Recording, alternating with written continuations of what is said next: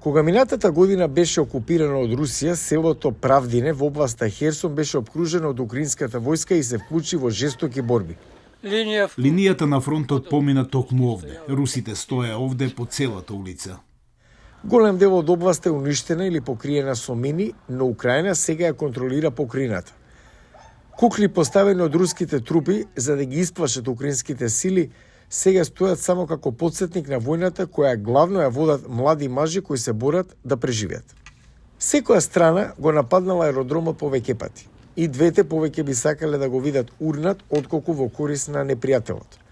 Во главниот град на оваа провинција, уличните знаци го прогласуваат Херсон за град херој.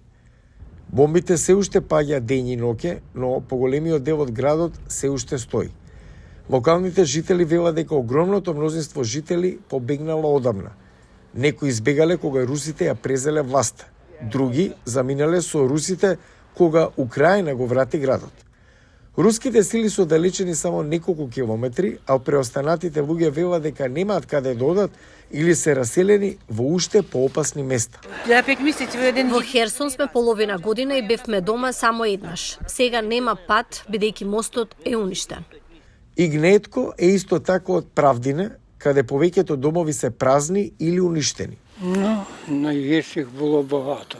Нас тут богато раз. Имаше многу полоши денови овде, многу пати не гранатира. Ги поправав прозорците одново и одново пред да се уништи куќата. Значи овде имаше многу полоши денови. Најлошиот ден беше кога видов руски тенкови како влегуваат во селото.